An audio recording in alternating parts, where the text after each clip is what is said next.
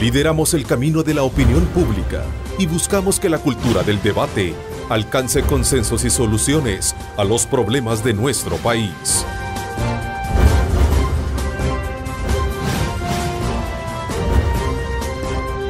Diálogo con Ernesto López. Buenos días, El Salvador, ¿cómo están? Qué placer enorme saludarles a ustedes. Son las 6:30.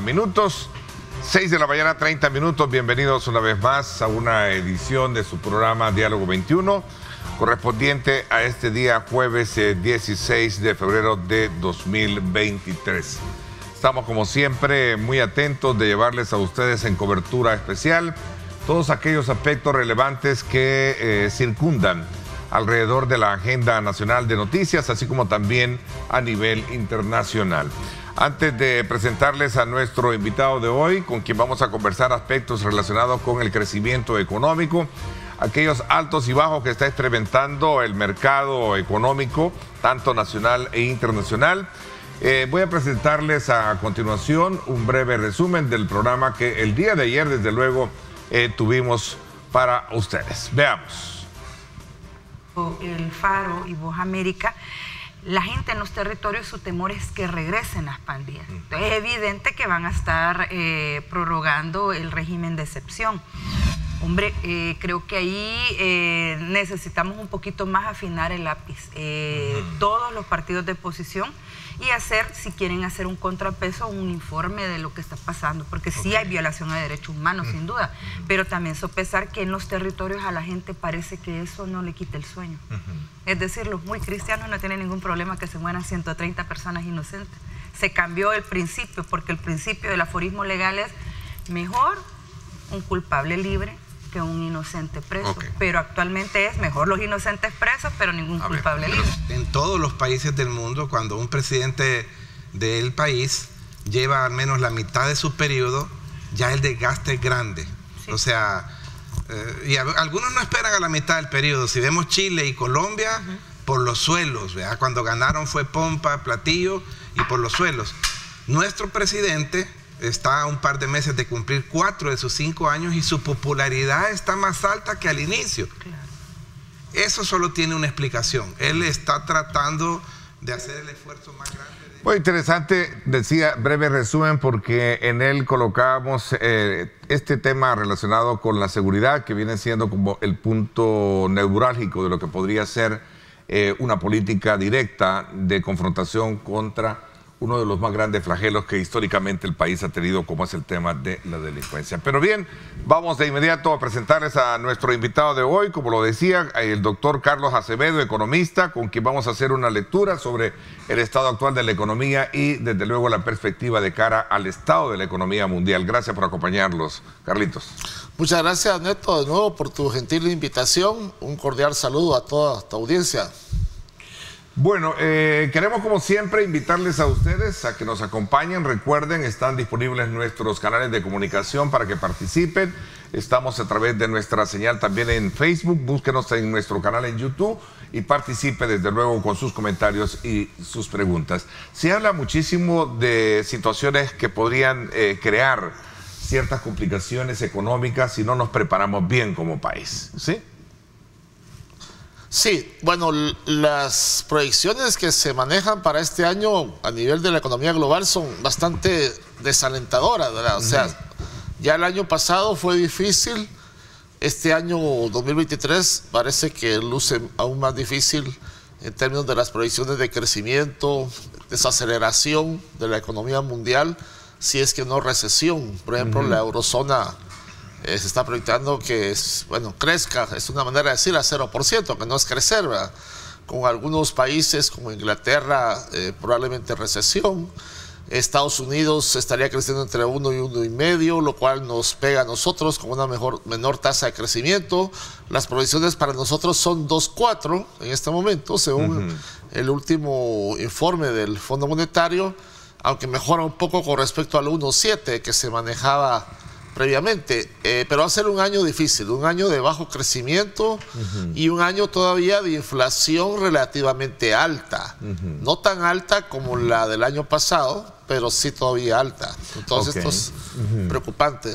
Es preocupante. Ok, tomé como punto de referencia un escenario que describe esta fuente de información que destaca precisamente cuál va a ser un poco los porcentajes en los que se estarían moviendo el mundo y las principales economías mundiales. Sí, este es justamente el Fondo Monetario Internacional, las últimas proyecciones de enero de este año, que son las más recientes, y ahí vemos Estados Unidos 1,4 este año, de un 2,1 el año pasado. La economía mundial se desacelera de un 3,4 a un 2,9 para este año. Pero para nosotros el principal referente, desde luego, es Estados Unidos. Entonces es difícil. Y estos son los datos de crecimiento. Ahora, los datos de inflación también nos indica que se está avanzando, pero no se ha logrado contener del todo la inflación que se desató el 2021, la segunda mitad y a lo largo del año pasado.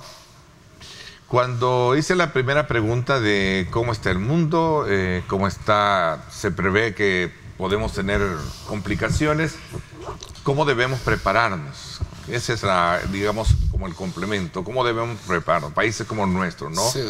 Cuya dependencia económica, desde luego, pende muchísimo sobre los niveles de importación más que de producción que hemos tenido, ¿no? Vaya, a mí me gusta mucho poner la metáfora de que la economía salvadoreña es como un barquito en el océano de la economía global. Entonces, cuando en la economía global hay tormentas, pues el barquito no puede hacer mucho. No somos un barco grande con mayor estabilidad. En particular, nuestro cordón umbilical es con Estados Unidos. De Estados Unidos nos vienen prácticamente la mayor parte de las remesas. A Estados Unidos le vendemos la mayor parte de nuestras exportaciones. Entonces, por eso es que una desaceleración de la economía norteamericana es particularmente relevante, porque indica que van a venir menos remesas. De hecho, ya el año pasado, las remesas en todo el año crecieron 3,2% frente a casi un 30% que crecieron en el 2021. Las exportaciones ya se desaceleraron. En términos de volumen, crecieron menos del 1% el año pasado, aunque en términos de precios habían crecido como 12%. O sea, seguimos vendiendo exportaciones el año pasado, pero más por efecto precios, porque vendimos más caro, como todo en el mundo está más caro. Pero en términos de volumen, el crecimiento ya fue muy modesto. Entonces, una desaceleración de Estados Unidos nos viene a pegar con menos remesas, menos exportaciones, menos ingresos para la gente. Ese es el motor de la economía salvadoreña, el principal motor, el consumo. Y a las familias más vulnerables, de menores ingresos, eso les pega con mayor pobreza, ¿verdad? Que creo yo es el efecto más dramático, más humano de toda esta crisis, el aumento de la pobreza. Todavía no tenemos los datos de la encuesta de hogares del año pasado, pero en el 2021 ya casi la cuarta parte de los hogares estaban en pobreza en el país. Probablemente el año pasado han subido 2-3 puntos que implican unos 200,000, 300,000 salvadoreños más en pobreza. Entonces yo creo que ese es el reto principal que se le presenta al gobierno. Y no tenemos mucho margen de maniobra fiscal para subsidiar como lo pueden hacer otros países con mayor respaldo financiera.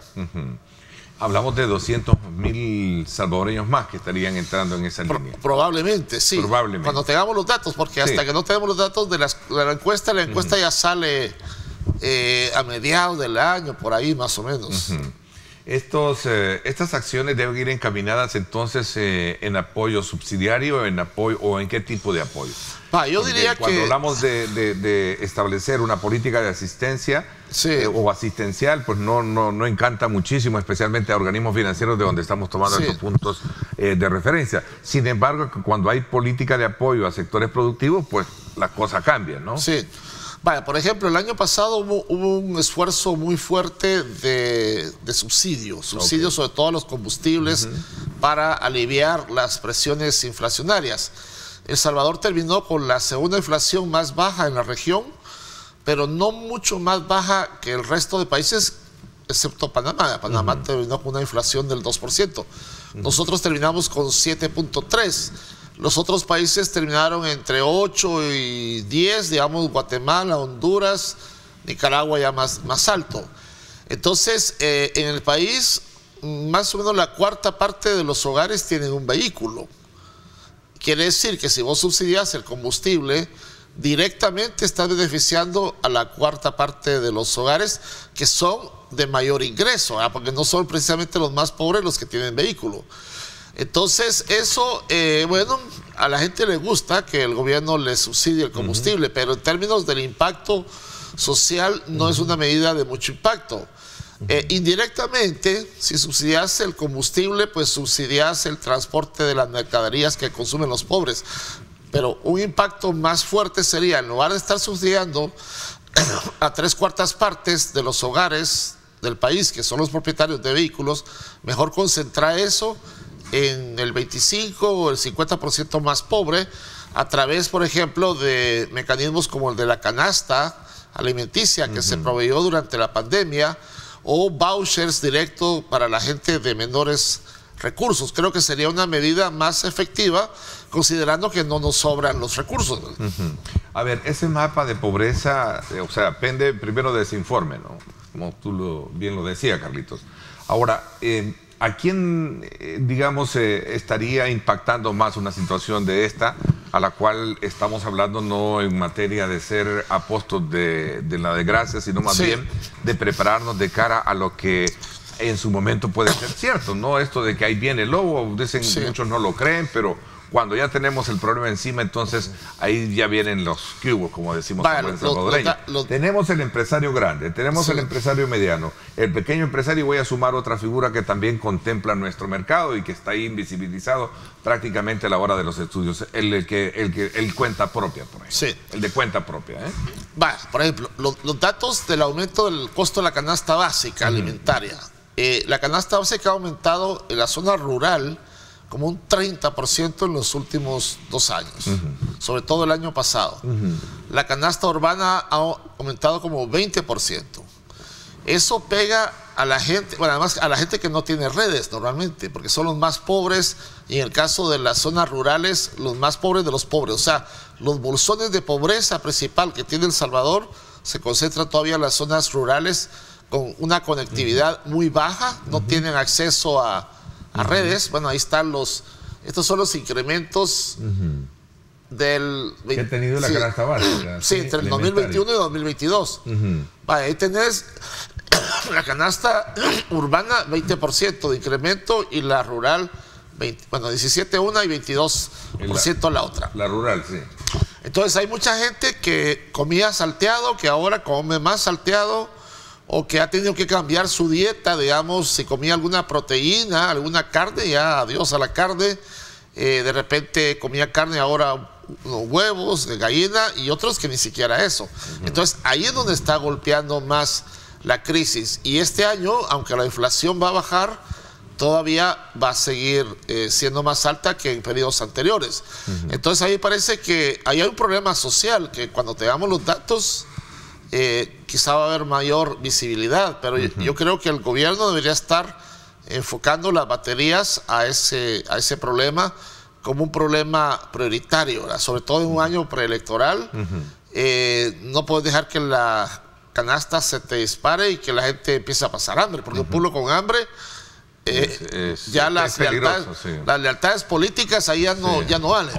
Un pueblo con hambre, las lealtades políticas ya no valen. Ese es digamos, la concreción. Y ciertamente hay factores favorables. La seguridad, ¿verdad? La seguridad es un factor positivo, ¿verdad? Pero bueno, tengo más seguridad, pero ya no puedo comer. Entonces, no es fácil la situación. Dentro del pastel productivo está el eje agrícola, que debería de ser un punto de atención, más aún cuando recogemos de ellos algunos disparos, especialmente en productos de canasta básica, el frijol y el huevo, que se han disparado hoy en día. Vaya, nuestro consumo de alimentos, verduras, hortalizas, frutas, viene sobre todo de Guatemala y Honduras. Entonces, allá está más caro, obviamente nos va a venir más caro. Luego, aquí se producen desde luego granos básicos, pero por ejemplo, el impacto de los fertilizantes, sobre todo por el tema Ucrania, los fertilizantes se han disparado terriblemente. Entonces, aunque vos produzcas maíz, frijol, lo que sea acá, los fertilizantes están más caros. El transporte está más caro. Entonces, aunque se produzca acá, que no se produce mucho, excepto grano básico, que es sobre todo para autoconsumo, todo está más caro. Entonces, y aparte el problema del abandono intencional del sector agrícola desde la gestión de Calderón Sol, ¿verdad? Que la apuesta por las políticas sectoriales, se desmanteló el Ministerio de Planificación. Claro. Porque ellos decían que el mercado resuelva, ¿verdad? Y el mercado no resuelve. Normalmente no resuelve, ¿verdad? O sea, más si es descontrolado, ¿no? Si no está desregulado. Se necesita cierta regulación estatal y políticas de apoyo del Estado, sobre todo para los sectores más vulnerables. El acceso a crédito, por ejemplo, tú me mencionabas los emprendedores. Bueno, si no tienes acceso a crédito en condiciones relativamente blandas, igual no puedes llevar adelante un proceso productivo, un proyecto. Nosotros, a pesar de ser una economía dolarizada, tenemos tasas de interés relativamente altas. Mira cuánto le cuesta a un microcrédito a cualquier 25, 30% de tasas de interés, ya que no es lo que uno esperaría de una economía dolarizada. Al final termina ahogándote, ¿no? Sí, las tarjetas de crédito, ¿verdad? Tasas de 35, 40, 50%. Que es la que el empresario usa a veces para pagar incluso su planilla. Exacto. Entonces, también por ese lado hay todo un reto, ¿verdad? De cómo, a pesar de que tenemos un sistema financiero que todavía es, digamos, sano, que tiene buenos indicadores de liquidez, a pesar de que las reservas de liquidez se han venido para abajo, pero el acceso al crédito es difícil para la mayoría de sectores, sobre todo de esos sectores productivos micro, los emprendedores por cuenta propia, y entonces ahí hay otro tema que hay que atender. Ok, hay una tesis que yo promuevo muchísimo desde el punto de vista de lo que se recoge históricamente en el país, que uno de los factores que golpeaba fuertemente la economía o que nos volvía bastante débil frente a escenarios como el que estamos tomando como punto de referencia, que es el exógeno, es decir, el de afuera, es el que teníamos un problema de inseguridad fuerte. Pero ya resolvimos el problema de la inseguridad. Creo que los niveles han mejorado considerablemente, todo está a la vista, pero ahora pasa el plano económico a ser una de las principales preocupaciones, lo dicen muchas encuestas. Ayer, por cierto, la Universidad Francisco Gaviria lanza también una encuesta con información bien importante para sumarle en este análisis que estamos haciendo esta mañana, Carlos. Sí. Curiosamente, hace como 7 meses que me invitaste aquí a tu programa, yo señalaba que yo en lo personal percibía ya un cambio en el clima de seguridad como resultado del régimen de excepción. No tenés idea del linchamiento mediático al que fui sometido. ¿Verdad? La gente decía, el gobierno ya le llegó al precio, le han pagado, le han ofrecido un hueso, está amenazado. He pasado por 4 gobiernos y los 4 gobiernos a mí me han dado. Pero ese linchamiento no es solo para ti, es para quizás. Sí, pero supuestamente yo era visto como opositor, ¿verdad? Entonces, ¿cómo es que yo estoy diciendo que el régimen de seguridad, el clima de seguridad está cambiando? Ahora ha salido el Faro con ese reportaje donde dice las pandillas han sido desarticuladas. Es otro el ambiente que se respira en el tema de seguridad. Bueno, hubo voces que en algún momento cuestionaron al Faro y que son de su grupo. Hay gente que dice que el Faro ya está comprado porque sacó ese... O sea, hay gente tan fanática, tan talibán en este país que ante al sol deslumbrante piensan que es de noche. Bueno, de talibán a la inversa, porque talibán es una persona estudiosa, según conceptualmente hablando. Pero a la inversa de fanáticos radicales. Fanáticos radicales, ¿verdad? Que hay cosas que no se pueden invisibilizar, ¿no? Y el tema de la seguridad ha mejorado. No digo que está resuelto notablemente, ¿verdad? Pero este era uno de los factores fuertes que golpeaba la economía. Sí, o sea, el Estado no puede hacer inversión social, no puedes entrar, ¿verdad? Porque los muchachos no dejan entrar al Estado a que haga inversión social. Entonces, esos muchachos ya están en las cárceles. La mayor parte, o sea, hay gente inocente, desde luego, pero ahí también ves la visión ideológica. ¿Verdad? Hace unos meses, un par de meses, Jorge Ramos entrevistaba a Juanita Estrada, la directora de Human Rights Watch. Y él le decía, bueno, lamentándose de las violaciones masivas en El Salvador, que hay 56.000 inocentes. En aquel momento eran 56.000. No decía, la mayor parte son inocentes, decía 56.000 inocentes en las cárceles. Y entonces Jorge Ramos le decía, pero mire, pero los homicidios están bajando. No, eso no nos consta, decía. O sea que a ella le constaba que los 56.000 eran inocentes, pero no le constaba que había una reducción de los homicidios. O sea, ahí ves el nivel de cómo la ideología puede llegar a deformar hay un disparate la percepción de la realidad. De hecho, por eso tuve a bien presentar, antes del análisis que estamos haciendo, un breve resumen de unas declaraciones que estaban dando mis invitados el día de ayer, donde hicimos ese abordaje, pues, bajo ese mismo énfasis, ¿no?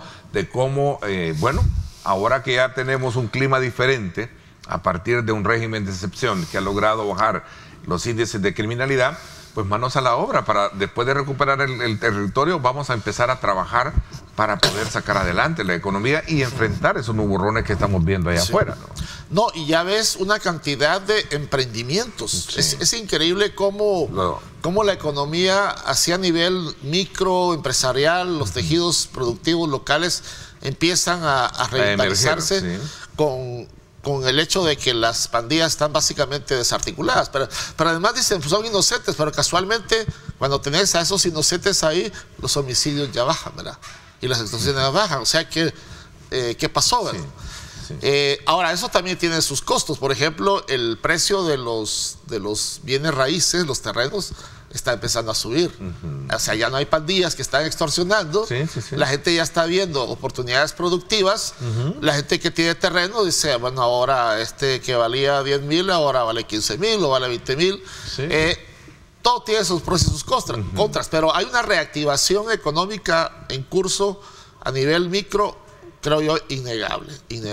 Ahora, que esto se traduzca a nivel macro, creo que todavía hay que esperar. Yo diría que hay que esperar todo este año. Quizá a final del año empezamos a ver que la aguja del desempeño macro empieza a moverse. Pero ya a nivel micro, sin duda. ¿Y este clima político electoral puede llegar en su momento a tener incidencia, como siempre en ocasiones anteriores lo hemos analizado, Carlos? Las elecciones en cualquier país son un momento en que el gasto tiende a aumentar. Todo gobierno en el poder trata de tirar la casa por la ventana en periodo preelectoral.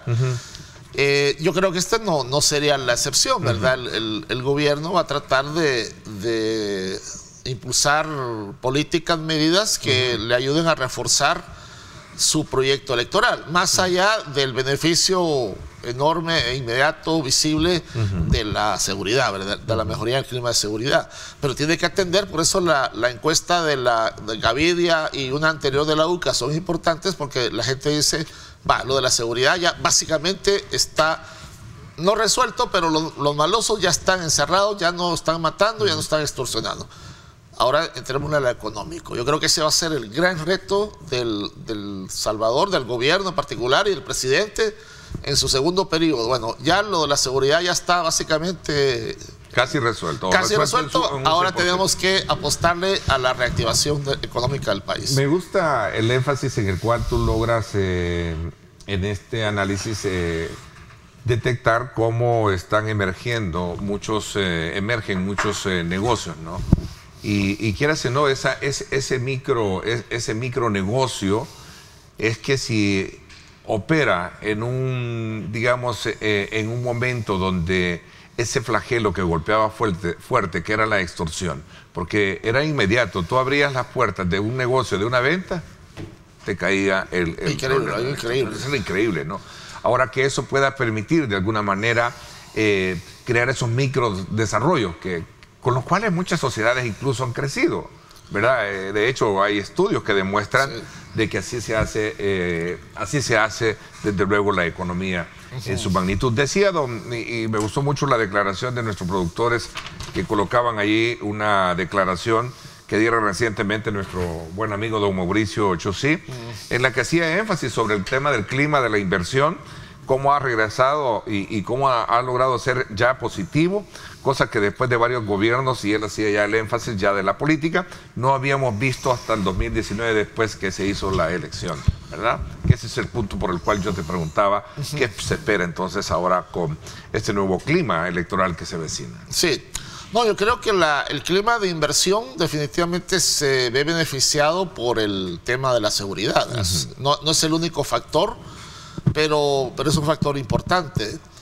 En su informe último, el Fondo Monetario señalaba otro aspecto positivo, que es el esfuerzo en reducir la tramitología de los negocios. O sea, El Salvador, histórico, a pesar de los gobiernos de arena, el sector privado increíblemente tenía una tramitología complicada, costosa, tardada para montar negocios. Entonces, esa tramitología en otros países es de cuestión de minutos para ciertos negocios, ¿verdad? Y aquí se puede tardar semanas o meses. Entonces, eso ayuda mucho también a agilizar, bueno, obviamente los trámites de los negocios, y ayuda mucho al clima de inversión. Ahora, hay que decir, por otro lado, que todavía El Salvador no es atractivo para la inversión extranjera directa. Bueno, nunca hemos sido atractivos, pero esperaríamos que con este nuevo entorno también El Salvador empiece a atraer más inversión extranjera directa, y los números todavía no indican eso, ¿verdad? Tenemos ya los datos del año pasado, volvimos a quedar en la cola de la atracción de inversión en la región, incluso por debajo de Nicaragua, con todo el desastre de Daniel Ortega. Nicaragua sigue atrayendo más inversión extranjera directa que El Salvador. Entonces ahí el tema de seguridad va a ayudar, pero el tema de la tramitología va a ayudar, pero hay otras cuestiones que hay que trabajar, ¿verdad? El tema que representa como una de las más grandes apuestas que está haciendo el gobierno, y es el tema turismo, ¿no? Sí. Y creo que esa es una de las grandes paladines que en el mundo ha demostrado ser una buena apuesta en política económica, ¿no? Sí. El Salvador, desde luego, tiene una ventaja competitiva y comparativa en el tema del turismo, porque tenemos una diáspora de 3,5 millones salvadoreños en Estados Unidos, que generan un ingreso personal que es como el doble de nuestro Producto Interno Bruto. O sea, tienen capacidad de comprar, tienen capacidad de invertir, y entonces ahora con el clima de seguridad diferente vienen más, pueden invertir más. Entonces yo creo que la apuesta por las playas, ¿verdad? El Salvador, vienen surfistas de Australia, surfistas de Brasil a las playas del Salvador. Todo ese potencial hay que aprovecharlo. Ok, Carlos, hablando de la diáspora, este tema de la desaceleración, los grados de inflación, los altos y bajos que puede haber en un mercado financiero, económico como es el de los Estados Unidos, nosotros pendemos muchísimo sobre el tema de las remesas, ¿no? Que juegan un rol bien importante dentro del Producto Interno nuestro, ¿cierto? Creo que ¿cuánto andan? Alrededor de los casi 6,000, 7,000, ¿verdad? Millones de dólares. ¿Sí? El año pasado terminamos 7,700. 7,000, ¿verdad? Tenemos que ser un poquito más, suspicaces para saber manejar ese dinero y sacarle el mejor provecho en temas de inversión. Me alegra mucho escuchar a funcionarios decir, bueno, hoy estamos promoviendo mucho que el salvadoreño nostálgico que se fue y que quiere regresar, venga no solo para sentarse en una hamaca, sino que venga a invertir, y me gustan las inversiones que se están haciendo. Ese es un aspecto que quiero de manera relevante abordar. De ahí el otro aspecto que tiene que ver también con acciones como la que hablábamos al inicio, ¿no? Sí, va a prepararnos con medidas compensatorias para poder hacerle frente a esto, pero tú hablabas de un tema muy importante. ¿Por qué no mejor, si resolvimos el problema de la inseguridad, por qué no entramos a hablar ahora del tema de inversión, de fomentar el emprendedurismo, por ejemplo, de lo que estábamos hablando? Así es que vamos a tocar este tema cuando regresemos. Son las 6:58. Gracias a usted por estar enviando sus comentarios, sus preguntas. Vamos a tomarlos en consideración en cuestión de minutos.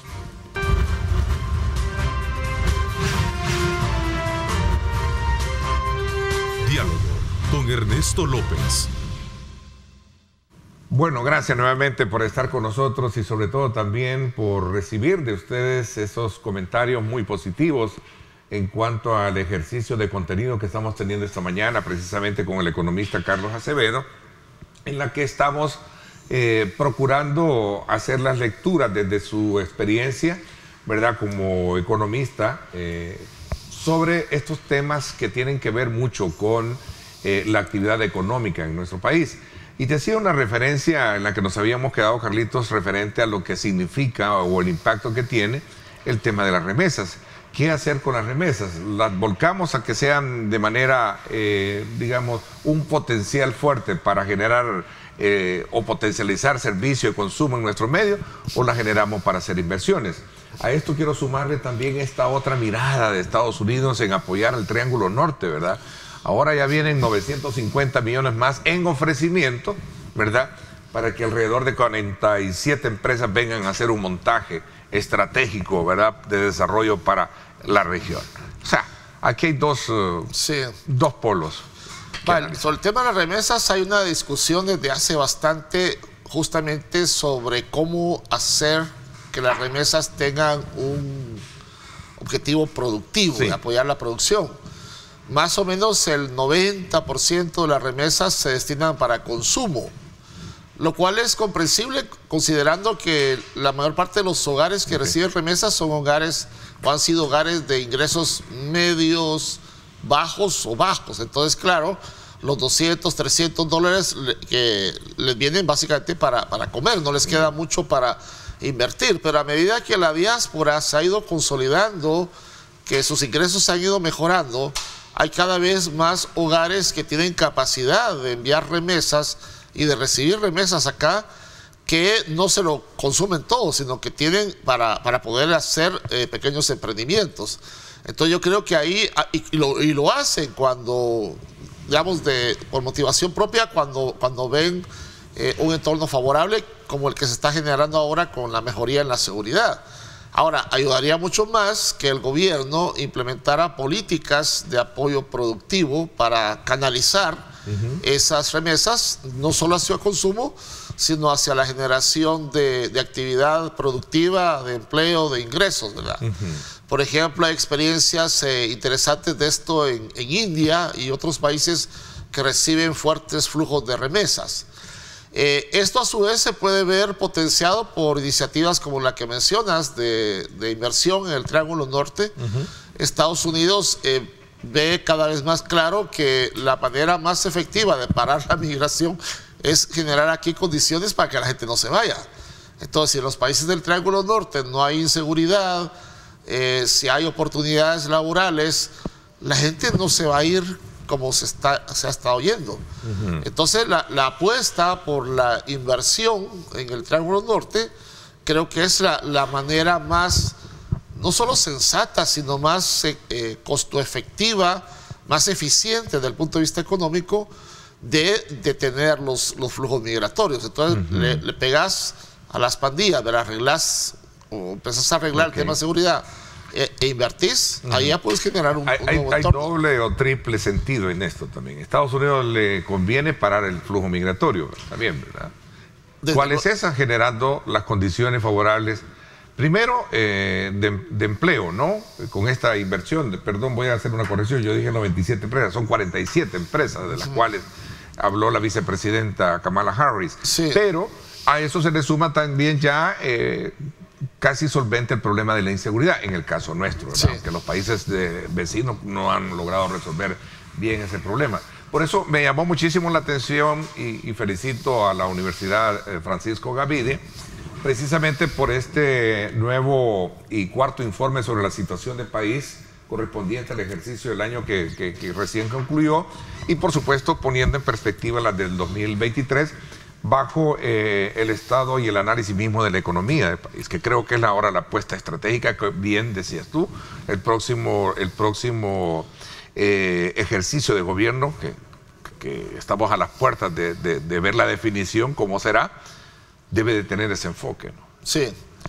Y además el informe de la Gavidia tiene el complemento que no tienen otros análisis de coyuntura, de que además de la parte económica, le entra al análisis de la dinámica social y de esa parte que llama el humor social y político, ¿verdad? Que creo que nos da una visión complementaria de economía política del análisis propiamente de indicadores macro. Entonces creo que es un buen esfuerzo realmente que está haciendo la Gavidia para un análisis más comprensivo e integral de la situación del país, porque los problemas no son solo económicos, ¿verdad? Los problemas siempre tienen dimensiones. Otras variables, sí. Tienen otras variables, sí. ¿no? Y el tema de la estabilidad y la seguridad jurídica y política es indispensable también cuando hablamos para un empresario grande que viene a hacer, desde luego, a colocar dinero, ¿no? Y a generar empleo. Sí, para los empresarios grandes la estabilidad jurídica es el número uno. El número uno. El factor número uno. Que no le cambien las reglas del juego. Porque si hay seguridad, digamos, ciudadana, si hay mano de obra barata, o sea, puede ser que todo esté bien, pero si no hay seguridad jurídica, no llegan a un país. Debemos, con este análisis que hemos hecho, tenemos que ser optimistas y pensar que sí se le está poniendo el énfasis pertinente en el tema, si lo queremos ver desde el punto de vista de la política, que debe de emerger o emerge de un gabinete económico de gobierno. Bueno, yo la gran diferencia que veo entre este gobierno y los anteriores es un presidente que realmente está al timón de la nave. O sea, frente a los presidentes anteriores que no sabes dónde andaban o con quién andaban, que nunca asomaban la cabeza, aquí tenés a un presidente que si a las 2 o 3 de la mañana es necesario, aunque sea un tuit o mostrar, bueno, aquí estoy. Entonces eso es muy importante, ¿verdad? Que al mando de la nave, en el timón de la nave, hay alguien que siempre esté pendiente de qué curso se lleva. Eso hace una gran diferencia, ¿verdad? En un gobierno, porque la calidad de los funcionarios, ahí ya no diría que hemos mejorado mucho con respecto a los anteriores, pero el tener a alguien al timón, yo creo que eso es bien importante. Alguien pendiente, conectado, pendiente siempre de cómo va el país y buscando soluciones a los problemas principales del país. Yo creo que eso es muy importante. ¿Alcanza un análisis como el tuyo tocar, abordar, evaluar, digamos, esos mandos abajo del presidente, también hacer evaluaciones pertinentes de funcionarios que sí verdaderamente rinden bajo esa misma lógica de ser efectivos, como tú lo dices, el presidente que de madrugada, o es el hombre que está al frente del país? Si yo individualizara, yo te diría que en el gabinete, por ejemplo, me parece que el trabajo del ministro de Hacienda es un trabajo especialmente bien hecho en medio de todas las dificultades y de todos los retos. Creo que el ministro de Salud, en la parte de la gestión de la pandemia, la gestión operativa, yo creo que también ha hecho un buen trabajo. El ministro de Obras Públicas, el gabinete y el nuevo viceministro, me parece que es otra dupleta de mucha capacidad. Y bueno, habría que ver luego. Seguridad pero, digamos, pública, indudablemente. Seguridad pública, sin duda, se ha notado un hit con el tema de... Defensa, sí, con lo del régimen de excepción. Sí, seguridad y defensa, digamos, el desmantelamiento de las pandillas. Este es un hit, este es un legado para el país que yo pensé que nadie lo iba a lograr. En su momento pensé que el FMLN lo iba a lograr, pero dije, no lo logró, y yo dije, nadie lo va a lograr. O sea, increíble. O sea, es todo un legado. Entonces yo creo que sí, hay digamos, funcional. La ministra de Turismo, Morena, muy entusiasta. Entonces creo que tiene un equipo de gente que cuando siente el liderazgo de alguien, se hace visible. Y el miedo también de que hace algo mal y le va a caer el tuitazo y el... Sí, pero son impactantes tus declaraciones en términos de decir, bueno, se logró hacer o resolver un problema que tú en lo particular, y creo que muchos, creíamos que no se iba a resolver. Yo pensé que nadie lo iba a resolver. Sí, que es el tema de la inseguridad. Qué bien por ello. Me preguntan acá, Ernesto, saludos a tu invitado, desde mucho respeto, sus análisis. ¿Ha tenido tiempo para leer las encuestas últimas, especialmente la que tú mencionas, la de la Universidad Francisco Gavidia?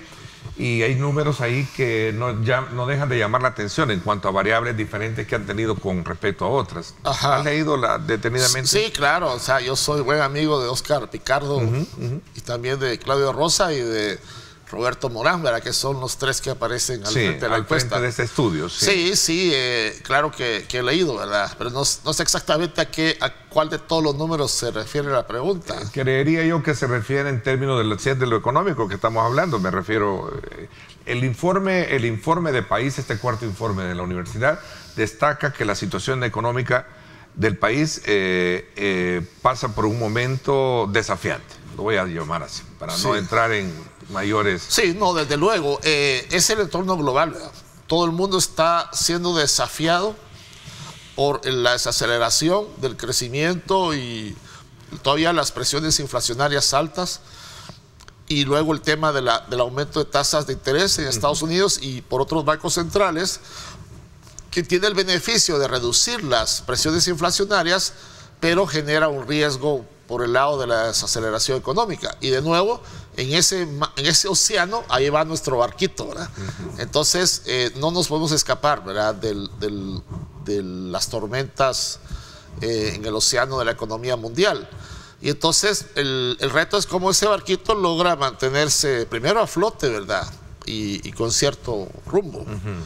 A ver, te voy a llevar un poco en el análisis a leer qué está pasando en el plano legislativo. Escuché ciertas propuestas de la oposición, de partidos opositores al gobierno, es decir, no oficialistas, hablar precisamente o proponer, en este caso, medidas para controlar a la inflación, por ejemplo, eliminar ciertos impuestos nuevamente al tema del combustible, eliminar el IVA a ciertos productos de la canasta básica y otros aspectos ahí que han sido obviamente colocados en discusión, ¿no? Sí, ahí el problema que... ¿Esto es correcto? Digo correcto desde el punto de vista de acciones Ahí el problema es que tenemos una situación fiscal apretada y tenés necesidades de gasto fuertes.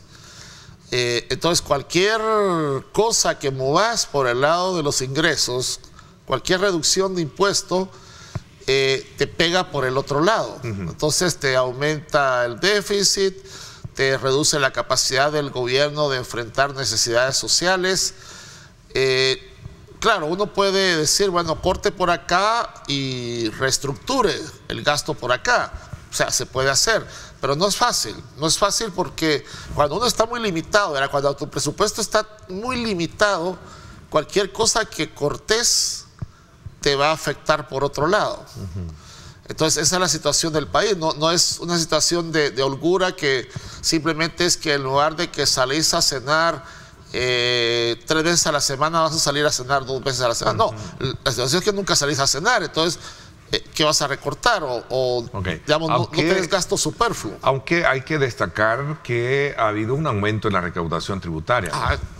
¿Verdad? De hecho, este informe de la Gavidia lo destaca, ¿no? Sí. Bueno, y eso es positivo. Sí. Por segundo año consecutivo hemos tenido una recaudación de más del 20% del PIB, que ya el año 2021 nos colocó como el país en América Latina con la mayor recaudación por primera vez en la historia. Y yo creo que este año se va a repetir eso. El 2022 se va a repetir que El Salvador por segundo año consecutivo ha sido el país con mayor recaudación. Ahí, por eso te decía el buen trabajo del ministro Zelaya. Ahí hay un esfuerzo importantísimo, pero de nuevo, aún así tuvimos un déficit fiscal de 2,5%. Y la deuda pública, aunque se ha reducido a 80% del PIB, según el Fondo Monetario, sigue siendo insostenible. Entonces, si ahora venimos y decimos, bueno, vamos a recortar IVA, eso le pega al esfuerzo de recaudación y le pega al esfuerzo de estabilidad fiscal. De hecho, ahí está la lámina que te comentaba sí, ahí está. De este cuarto informe. Por segunda vez te hago la pregunta, debemos ser optimistas, pero también previsorios, es decir, prepararnos para enfrentar lo que no está al alcance inmediatamente que resolverlo. Sí, bueno, por ahí he escuchado un dicho que dice que un pesimista es un optimista bien informado. Entonces el optimista probablemente a veces es optimista porque no está bien informado. Pero si ya estás bien informado, entonces ya te convertís en pesimista, digamos. Desde luego, yo creo que la actitud optimista frente a la adversidad, hay gente que ante la adversidad se crece más, ante las crisis los ve como oportunidades. El consejo chino, el famoso consejo chino. Exactamente. Entonces, yo creo que ese es el no autoderrotarse, deprimirse. Yo creo que eso desde luego, pero consciente de sobre qué terreno está uno, ¿verdad? Porque no hay peor cosa que la ingenuidad, que uno no toma en cuenta los datos que te está dando la realidad, ¿verdad? Entonces, estás pensando, como se dice, en pajaritos preñados, en cosas que son irrealizables. Entonces, optimismo sí, con buena información, basados en la evidencia y con los pies en la tierra. No hemos hablado un poco del clima de inversión pública, ¿no? Y todos estos proyectos que trazan muy estratégicos el gobierno, la creación del viaducto en Los Chorros, los proyectos grandes en el oriente del país y otros que están ahí precisamente también enmarcados dentro de ese portafolio. Fíjate, el año pasado en el presupuesto estaba programado casi 1.700 millones de inversión pública, la más alta en la historia, pero al final solo se terminó ejecutando el 40%. Hubo como 1.000 millones que ya no se ejecutaron, que en parte ayudó a que el déficit fiscal también se redujera al 2.5%. Pero desde luego, si queremos dinamizar la economía, la inversión pública programada tiene que ejecutarse. Y bueno, obras como este viaducto Los Chorros no solo son importantísimas para mejorar la conectividad vial, reducir los tiempos, digamos, de tránsito y todas las externalidades negativas, sino también el sector de la construcción genera bastante empleo, ¿verdad? Es un sector intensivo. Entonces hay efectos multiplicadores, ¿verdad? Y luego las inversiones que se hagan en el desarrollo turístico de la playa y todo eso, desde luego abona a una reactivación económica. Balanceemos un poquito este análisis. Santos Cruz dice, Ernesto, hay más recaudación de impuestos porque han subido el precio de todos los productos. ¿Será cierto esto? Sin duda, hay un efecto cíclico en la recaudación, que es exactamente lo que señala el comentario de la persona, ¿verdad? Que es por más altos precios se recauda más porque nuestra principal fuente de tributación es el IVA, y el IVA es un impuesto ad valorem, o sea, recae sobre los precios. Si el precio de algo sube, va a haber más recaudación de IVA. Desde luego que ese es un factor aunado a una mejor fiscalización y a medidas como el control anti-evasión y ese tipo de medidas. Este tema famoso que salió a luz pública de que la dolarización es una camisa de fuerza que no deja crecer la economía, ¿sigue siendo sostenible o sigue siendo controversial? Mira, yo creo que tiene bastante de cierto. La dolarización es como cualquier régimen monetario, algo que tiene sus beneficios y sus costos. Entonces, un beneficio de la dolarización sin duda es mayor estabilidad de precios, pero uno de los costos es el tema del crecimiento. Digamos, las economías dolarizadas tienden a crecer menos, a no ser que haya un factor que compense eso, como en el caso de Panamá, digamos, todo el esfuerzo de inversión pública y privada, que ha hecho que la economía panameña, a pesar de estar dolarizada, como El Salvador, esté registrando desde hace una década o un poco más las tasas de crecimiento más altas en la región junto con Dominicana. Entonces nosotros deberíamos entrar en una dinámica así, que a pesar de estar dolarizados, le metemos a la inversión pública, teníamos que mejorar la situación fiscal, por supuesto, y logramos atraer los volúmenes de inversión privada que Panamá ha sido capaz de atraer. Bueno, lastimosamente todo lo bueno termina, ¿no? Y se nos terminó el tiempo para seguir leyendo todos esos aspectos y todos esos indicadores que nos muestran cómo está el país, ¿verdad? ¿Qué es lo que le rodea al país?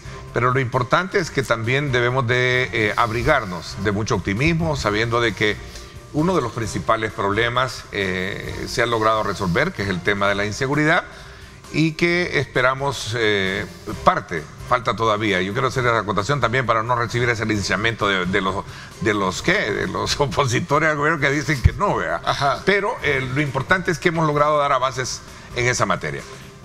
Y ahora vamos a armas tomar, que es el tema de la economía, ¿no? A generar las condiciones de apoyo para sectores de la micro, mediana y de la gran empresa que necesita también mantener y darle sostenimiento a los empleos. Carlos, gracias por haberme acompañado. Un gran gusto, Neto, siempre estar por acá. Te agradezco muchísimo, gracias.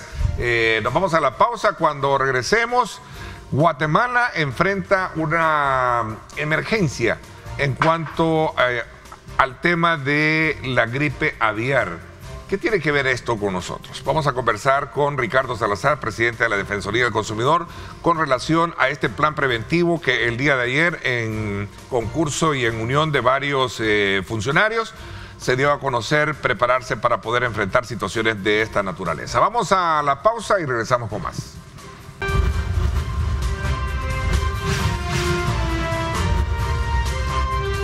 Diálogo con Ernesto López. Bien, gracias nuevamente por estar con nosotros. Vamos a pasar a hablar de otro tema que es consecuente con realidades económicas, en este caso de sectores sociales, y sobre todo cuando también hacíamos énfasis en el análisis económico con nuestro anterior invitado sobre la preparación de cara a todos aquellos aspectos que están más allá del alcance de lo que pueda suceder en nuestro medio, como es el caso de la economía, los nuburrones allá financieros, cómo prepararse. Ya ahí escuchamos bien parte de ese contenido que tuvimos en la primera parte del programa. Ahora, ¿cómo prepararnos ante situaciones como, por ejemplo, Guatemala declara estado de emergencia sanitaria por gripe aviar? ¿Qué tiene que ver esto con el país?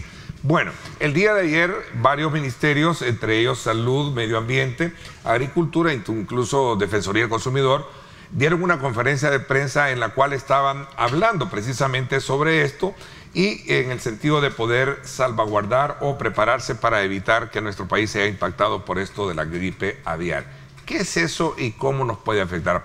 Para hablar del tema nos acompaña Ricardo Salazar, presidente de la Defensoría del Consumidor. Bienvenido, Ricardo. Gracias. Muy buenos días, Ernesto. También un saludo a todos los amigos televidentes. Efectivamente, pues el gobierno del presidente Nayib Bukele siempre ha actuado de manera oportuna ante diferentes situaciones que se generan pues en el mundo y que pueden tener un impacto pues a nivel de nuestro país. Y es así como el día de ayer se hizo público el lanzamiento de un plan preventivo, esto es muy importante señalar, en el cual estamos tomando medidas preventivas de cara a poder evitar los riesgos relacionados a justamente pues una situación que ya se está presentando en algunos países de la región, que tiene que ver con la gripe aviar. Esta es una enfermedad pues mortal en el tema vinculado pues a tanto las aves de paso, las aves silvestres, mejor dicho, y también las aves de corral. En función de esto se ha activado pues todo un mecanismo que tiene que ver con la vigilancia directa, pues en este caso el Ministerio de Medio Ambiente tiene ya identificadas ciertas zonas donde se tiene pues ya la información de cómo estas aves año con año pues están teniendo su estadía acá en nuestro país. Reitero, son aves silvestres de paso que a nivel pues internacional se ha comprobado que tienen pues esta enfermedad.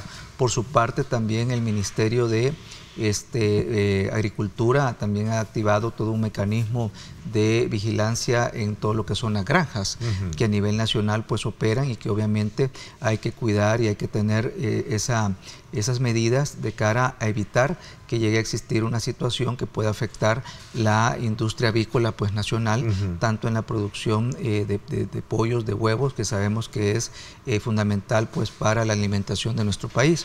Y por su parte pues el Ministerio de Salud también ha emitido una serie ya de protocolos que están vinculados a la atención, incluso si estos casos se llegaran a presentar pues en humanos.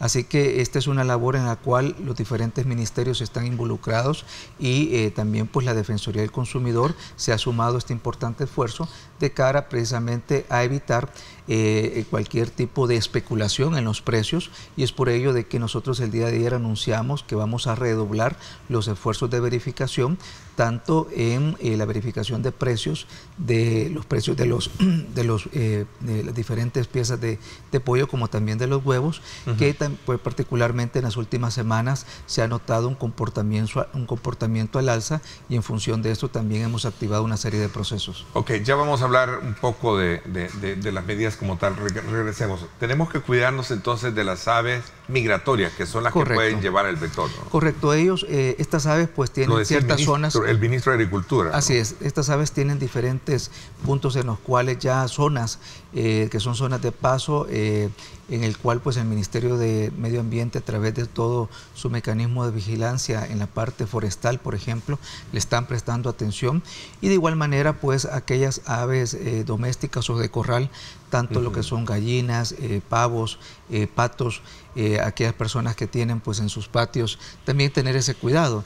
El día de ayer se dieron una serie de informaciones relacionadas a cómo identificar, ¿verdad?, los posibles hallazgos o cómo poder uno advertir que se pueda presentar esta situación, y obviamente pues es bien importante mantener informadas a las autoridades ante un hecho que se pueda presentar en ese sentido.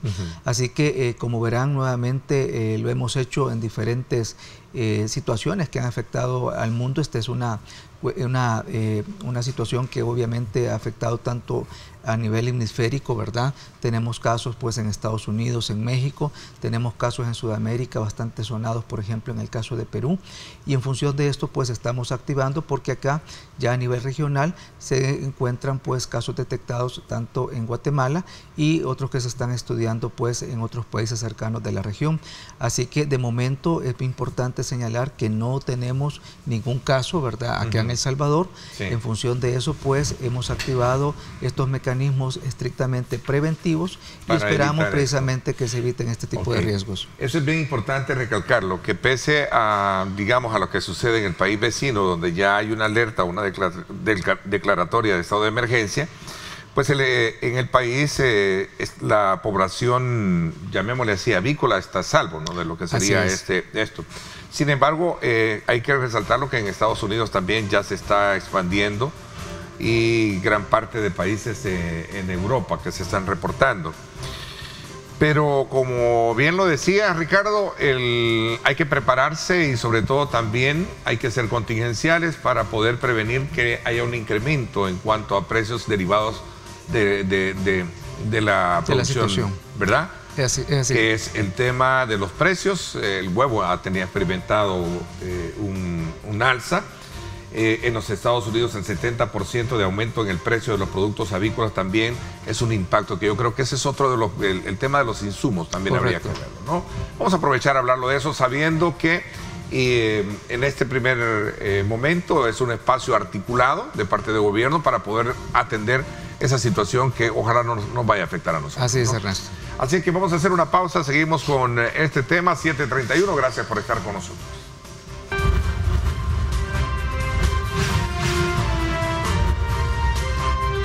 Diálogo con Ernesto López. Bueno, gracias nuevamente por estar con nosotros. Continuamos conversando con el presidente de la Defensoría del Consumidor, Ricardo Salazar, y aprovechando obviamente en el contexto de esta, digamos, preparación de cómo se reunieron el día de ayer este grupo de funcionarios y de ministerios para poder estar observando lo que puede pasar en el vecino país de Guatemala con respecto al estado de emergencia sanitaria por gripe aviar. Dios quiera esto no lo tengamos, pero paralelo a eso tenemos otros aspectos que sí están, digamos, impactándonos en el precio, por ejemplo, el huevo. Y sería bueno, como dicen acá nuestros televidentes que nos están escribiendo, sería bueno que nos diga cuáles son las acciones pertinentes que se van a hacer, porque en Estados Unidos, que es nuestro principal referente de mercado, el precio ha incrementado hasta en un 70%, de eso lo sabemos. Pero, ¿qué está pasando acá en nuestro... Bueno, es importante en primer lugar mencionar que en nuestro país tenemos una industria avícola que está compuesta alrededor con 600 granjas, ¿verdad? Me refiero pues a las que se dedican en términos estrictamente comerciales, de los cuales cerca de 400 tienen que ver justamente con esta importante actividad que tiene que ver con la provisión de huevos en nuestro país. Otras cerca de 200 granjas están relacionadas a granjas de engorde, ¿verdad?, para la producción estrictamente de carne de pollo y otro tipo de aves. Y en función de esto, una vez identificadas los diferentes agentes dedicados a la producción, se han activado una serie de procedimientos, entre los cuales está el poder requerir información a aquellas comercios o productoras de huevos, de cara de poder determinar si existe alguna justificación de los incrementos de precios que se han presentado. Estamos hablando de incrementos de precio que en el caso de los huevos pequeño y mediano está oscilando alrededor de los 25 a los 30 centavos. En el caso del huevo grande y extra grande, pues hemos visto un mayor incremento que puede andar alrededor de los 40 hasta los 60 centavos por cartón. Estos son datos por cartón de 30 unidades. Y obviamente los niveles de precio que en este momento se disponen en nuestro país son niveles de precios en los cuales se han visto fuertemente afectados por la cadena de suministros, principalmente de muchos insumos que se han visto incrementados en el último año. Me estoy refiriendo de que cerca de un 70-80% de los costos vinculados, por ejemplo, a la producción de huevo, tienen que ver con el costo de la soya y del maíz, que en el último año han tenido pues fuertes incrementos. No obstante, es importante siempre la labor de nuestra institución en la verificación de la estructura de costo y en este caso evitar cualquier incremento injustificado de precio que pueda estarse presentando en el mercado, dado de que esta es una práctica abusiva que puede ser sancionada por nuestra institución con multas que pueden llegar hasta los 500 salarios mínimos. De hecho, ya como parte de unas acciones previas, en las últimas 2 semanas se están realizando constantes verificaciones en las principales productoras de huevo de nuestro país, y un primer elemento a destacar es que existe una producción que está operando con toda normalidad. Hay un óptimo abastecimiento. Hay que decir que en materia de producción de carne de pollo y también de huevo, nuestro país es un país que tiene una alta producción que permite el brindar una atención al consumo nacional a nivel interno, y en función de esto tenemos una capacidad productiva que obviamente hoy con este tema de la gripe aviar es muy importante cuidarla, ¿verdad? Por otro lado, pues reiterar el esfuerzo de nuestra institución de cara a evitar los abusos. Es así como hemos ya a partir de este plan activado con mayor con mayor precisión algunos puntos de verificación en el cual pues queremos redoblar tanto nuestros esfuerzos de inspección como también de requerimientos de información para evitar el elemento especulativo. Como tú bien lo mencionabas, ya a nivel mundial se comienza a ver cómo hay ciertas zonas que fueron afectadas precisamente por esta crisis aviar. En función de eso, pues se han incrementado los precios a niveles nunca antes vistos, y en nuestro país, en vista de que existe una situación de producción normal, no debería existir pues estos traslados de fuertes incrementos que ya en otras latitudes del mundo se han presentado. En función de esto vamos a continuar trabajando. Quiero también señalar la importancia de la denuncia ciudadana a través del 910, a través de nuestro WhatsApp 78 44 14 82. Es muy importante que la población también nos haga partícipe de conocer cuáles son pues aquellos puntos en los cuales se están detectando niveles de precios en cartones de huevo que son elevados. Por ejemplo, tenemos ya la atención de denuncias de algunos puntos, por ejemplo en supermercados, con cartones de huevos superiores a los $6, un nivel que es bastante elevado en función del comportamiento histórico y que obviamente ante la situación que se encuentra en este momento no debería estarse presentando. Así que nuestras actuaciones están al orden del día, estamos trabajando y redoblando nuestros esfuerzos de verificación y reitero la importancia de la denuncia ciudadana.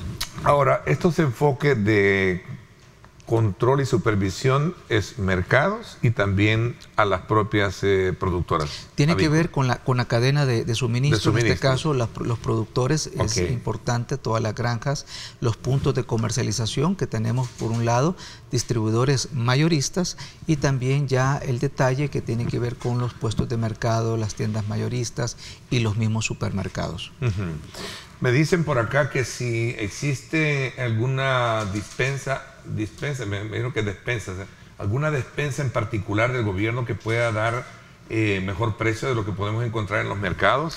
Bueno, lo que nosotros a través de nuestro gobierno... Los agromercados, creo que se refiere un poco a los agromercados. Los agromercados es una importante iniciativa que el Ministerio de Agricultura viene dándole mucha fuerza en la medida de poder ampliar esta importante estrategia que busca acercar el productor, ¿verdad?, de los productos agrícolas directamente al consumidor. Con eso se ahorra pues ese intermediario que muchas veces es aquel que tiene el menor riesgo y muchas veces se queda con la mayor ganancia, ¿verdad? Y el productor ve cómo su trabajo muchas veces prácticamente lo entrega a otras manos, y en esa medida pues los agromercados permiten que de la mano del productor se entreguen los productos a un precio que sea más accesible, y que también el productor, tanto en diferentes ámbitos, frutas, verduras, hoy estamos con el tema de huevos, se le permita pues también vender sus productos a precios que sean pues atractivos de cara a poder mantener pues su actividad económica.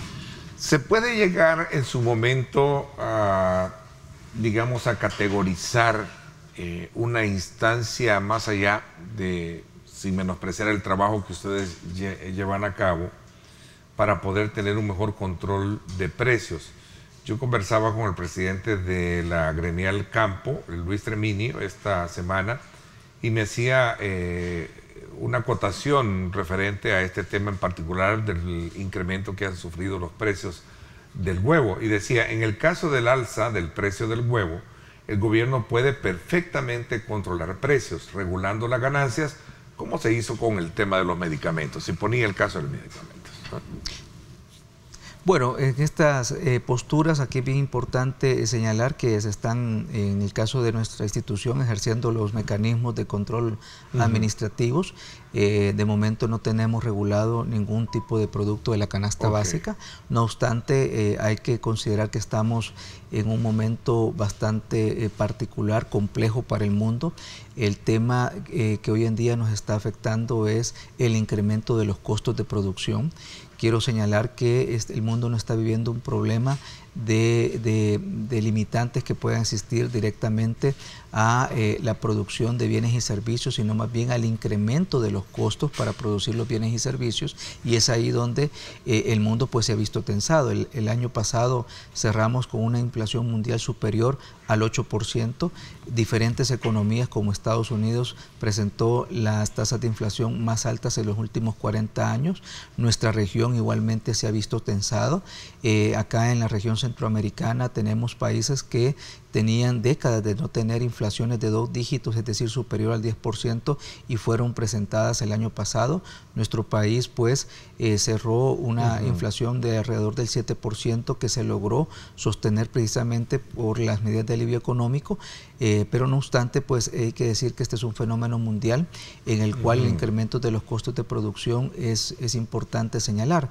Entonces las medidas relacionadas a los controles de precio son controles de precio en los cuales tienen que considerar en estos casos los costos de producción. Es decir, esta es una situación en la cual por decreto no vamos a hacer bajar los precios, no se van a bajar los precios, pero sí es importante señalar que estas medidas que hoy en día estamos implementando sí ha permitido el poder estabilizar y sobre todo frenar una espiral inflacionaria que de una u otra manera pues es importante que se pueda en este caso seguir realizando esta importante labor. Una de ellas, reitero, que está vinculada a la acción de la Defensoría, tiene que ver con las verificaciones de precio. En este caso pues estamos evitando que existan abusos en contra de la población, como el incremento injustificado de precio, en el cual pues si nosotros no estuviéramos realizando esta importante labor, algunos comerciantes estuvieran ahorita con unos niveles de ganancia totalmente excesivos y aprovechándose de la necesidad de la población. Qué decir de la especulación, en el cual algunos comerciantes podrían estar generando condiciones de desabastecimiento para el incremento de los precios.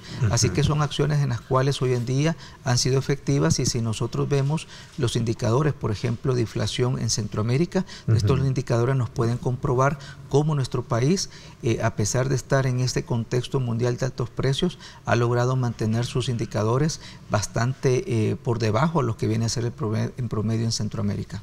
Ok, el tema del acaparamiento y el tema de los costos de suministro fue otro de los elementos que se mencionan en una cadena de producción como la que, y de distribución o comercialización como la nuestra. Voy a hacer una pausa y hablamos un poquito en consonancia con este otro factor que lo mencionábamos en ese análisis que hacíamos precisamente con los agricultores.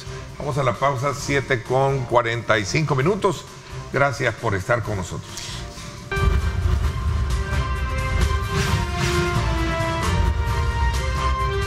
Diálogo con con Ernesto López. Bien, gracias nuevamente por estar con nosotros y por estar enviando ustedes sus preguntas. Carlos Rivera dice, buenos días Ernesto, pregúntale a su invitado al referirse él a que no existe ningún precio regulado en la canasta básica. ¿Qué pasa con el azúcar si la ley de la agroindustria lo regula? Bueno, estamos hablando... Sí, estamos hablando de que es un producto que en particular pues existe un acuerdo de parte con los productores para mantener un precio lo más estable para los consumidores. De ahí pues el resto de productos de la canasta básica, tanto lo que son frutas, verduras, otros productos vinculados, proteínas como carnes, pues eso no se encuentran regulados en nuestro país. Ok, hablábamos precisamente sobre el tema de el encarecimiento del costo de la producción avícola. Tiene que ver mucho con el tema de suministro y el tema que contigo siempre le hemos hablado, el tema de los intermediarios, ¿no? Así es. Que creo que es otro de los factores por los cuales mencionabas al principio ese tema, Ricardo. Así que en función de estos dos elementos que hemos pues planteado esta mañana, por ejemplo, debo decir que nuestro gobierno, de cara a los costos de suministro, ha realizado pues una importante acción. Tiene que ver con cómo abaratar en este caso los insumos agrícolas. El CENTA, por su parte, a través del Ministerio de Agricultura y Ganadería, ha estado pues impulsando pues un mecanismo de acercar los insumos agrícolas a precios más bajos, alrededor de un 20% por debajo de los precios de mercado. Este ha sido un importante factor de competencia, que hay que decirlo también, Ernesto, que ha permitido que en el sector se hayan abaratado pues, o se hayan disminuido los precios vinculados a los insumos agrícolas, y la apuesta para este año precisamente es poder ampliar y reforzar la variedad, la diversidad de insumos agrícolas, que permita a que más agricultores en diferentes ámbitos productivos puedan precisamente acceder a costos agrícolas que sean más baratos, en el sentido que el gobierno realiza compras o importaciones, porque hay que decir, estos productos vienen fuera de nuestro país a niveles pues que sean importantes. Obviamente esto tiene una economía de escala que permite poder disponer de los productos a menor precio, y en función de esto también eliminando los costos de intermediación. Esto pues facilita el que se pueda disponer de estos productos. Entonces el esfuerzo está de cara a poder ampliar lo que viene a ser pues este programa, a poder acercar con más puntos a nivel nacional, y con ello pues poder contribuir a este importante esfuerzo que se viene realizando de cara a que el sector productivo se mantenga activo, se mantenga dinámico, el sector productivo pues continúe pues en nuestro país siendo fortalecido, que viene a ser una de las grandes apuestas de nuestro país, y que obviamente nos permite estar en mejores condiciones y no estar pues vulnerables a las situaciones que se están presentando pues a nivel mundial. Bueno, la escalada de precios a nivel internacional viene por el conflicto Rusia-Ucrania, que es uno de los productores. Es un problema de origen, ¿verdad? Que es uno de los principales productores de abono, ¿no? Fertilizantes. De fertilizantes, igualmente todo el tema de la producción y los derivados de petróleo también se han visto altamente impactados. De hecho, pues, estadísticas de la FAO, estudios indican que cerca de un 30% de los costos relacionados a la producción de alimentos está estrictamente vinculada a los costos de los derivados del petróleo. Entonces ahí hay una correlación importante y una relación importante del impacto que puede tener los altos precios de los combustibles sobre los diferentes insumos agrícolas, particularmente los fertilizantes. Ok, tú me ponías con relación la variación anual para el índice de precios al consumidor del sector alimentos y otros productos, como también la variación anual del índice de precio al consumidor por Centroamérica. Tenemos ahí unas láminas. Unas láminas, ¿no? Y estas láminas son recientes al mes de enero, esas que vamos a presentar ahorita en pantalla, las tenemos. Podemos ver cómo El Salvador se presenta a nivel centroamericano con la tasa de inflación más baja de la región, 7.03%. Este es muy por debajo la que presenta Nicaragua, que es el país de la región centroamericana con mayor tasa de inflación, reitero, datos a enero 2023, con un valor de 10.92%. Este es una variación interanual. Y luego tenemos Guatemala con 9.69%, Honduras con 8.83 y Costa Rica con 7.63. Ahora, en la siguiente lámina es interesante ver el comportamiento que ha tenido el nivel de inflación en el último año, entre enero 2022 y enero 2023. Ahí hemos señalado en azul, ¿verdad?, cómo nuestro país de enero 2022 de tener una inflación de 6,48, podemos ver cómo a partir del mes de marzo se comienza a estabilizar y prácticamente estamos hablando que nuestro país, a partir de las medidas de alivio económico que fueron anunciadas y se han implementado desde marzo del año pasado, se ha logrado establecer a un nivel alrededor del 7%. Un comportamiento contrario a todo lo que ha pasado en la región. Podemos ver cómo las tasas de inflación en Honduras, en Nicaragua, en Costa Rica se han ampliado. Incluso en el caso de Guatemala, cuando uno compara la tasa de inflación que tuvo en enero 2022 con enero 2023, es un 6,82% al alza. En nuestro país apenas la variación es de 0,55. Y algo bien importante en la siguiente lámina, Ernesto, y con esto cierro, es el tema de los alimentos, donde ha sido obviamente uno de los sectores que no solamente en El Salvador, sino a nivel mundial se ha visto afectado de los precios. Y vea esta comparación, Ernesto. En nuestro país, si bien es cierto, en el último mes, en el último año, se ha incrementado cerca de un 12%, 12,22% el índice de inflación vinculado al sector de alimentos y bebidas no alcohólicas. En Costa Rica ese incremento fue del 18,45%, en Honduras del 16,16%, en Nicaragua del 15,74%, en Guatemala del 13,32%. Ahora, al ver estos datos, aquí es bien importante el poder reflexionar cómo es posible que países como Guatemala, que es un abastecedor histórico de nuestro país de frutas y verduras, como Nicaragua y Honduras, que también ha sido un abastecedor de nuestro país histórico en lácteos, en granos básicos, ¿cómo es posible que ellos tengan una tasa de inflación superior a la de El Salvador? Y la respuesta pasa justamente por las medidas de alivio económico que fueron tomadas con tiempo en nuestro país y que las hemos logrado mantener pues con un esfuerzo que ha sido pues titánico de cara a los esfuerzos de verificación. Hay que mencionar que en este caso se mantiene también la medida vinculada a la eliminación de los aranceles a más de 20 productos de la canasta básica, y en estos indicadores nosotros lo podemos manifestar, se pueden manifestar. Hablando de la canasta básica, ya para ir, porque el tiempo se nos está terminando, la misma canción puede tocar o toca con el tema del precio de los frijoles. Me preguntan acá si es que también, que es el que ha venido a experimentar un precio alto, ¿no? Bueno, en general, pues los granos, incremento, digamos. Los granos básicos también se han visto afectados por el incremento de los insumos agrícolas, pero obviamente aquí es bien importante la labor que realiza nuestra institución, la labor que realiza nuestro gobierno para evitar los abusos. Nos mantenemos con esfuerzos de verificación. Debo decir que en este momento tenemos alrededor de 75 comercios que están siendo investigados con requerimientos de información por incrementos injustificados de precio. Me refiero a productos tanto como del frijol, del maíz, también pues de lácteos, que son parte del espectro de vigilancia que la Defensoría del Consumidor viene realizando, y que, como hemos mencionado pues en esta entrevista, también pues hoy el tema de la industria avícola también estará pues muy pendiente de la Defensoría del Consumidor, redoblando sus esfuerzos y sobre todo evitando que existan abusos en contra de nuestra población.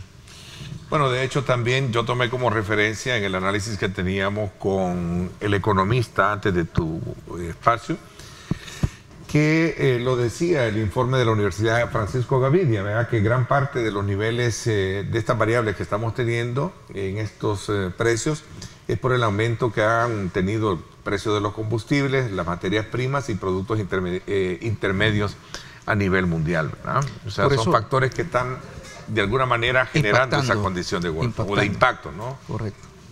En función de esto, pues vamos a continuar con nuestra tarea, reiterar los números de nuestra institución, el 910 y nuestro WhatsApp 7844-1482. Bien importante que usted haga su denuncia. Nuestros equipos estarán atentos a poder recibir también este tipo de casos.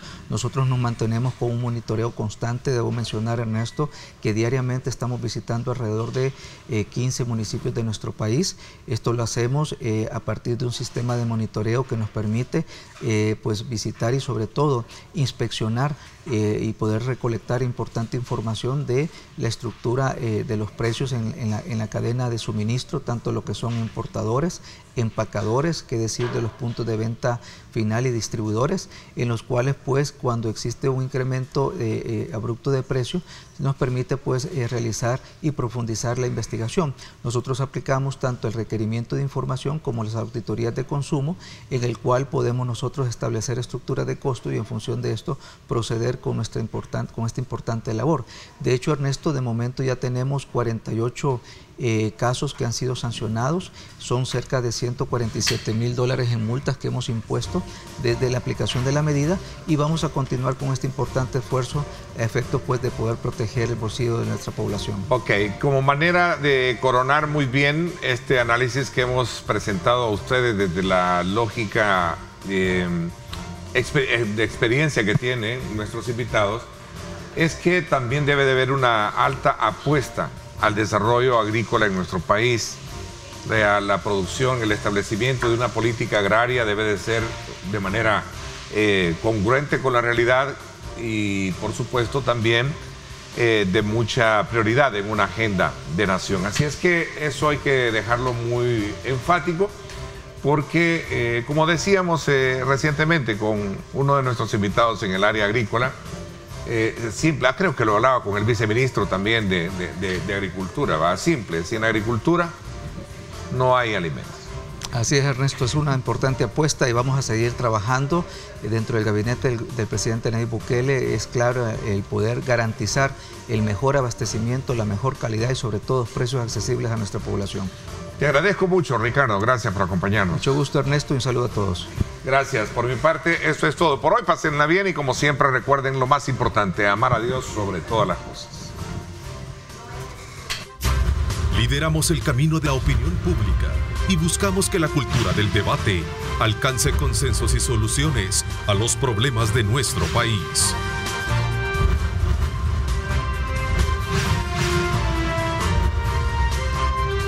Diálogo con Ernesto López.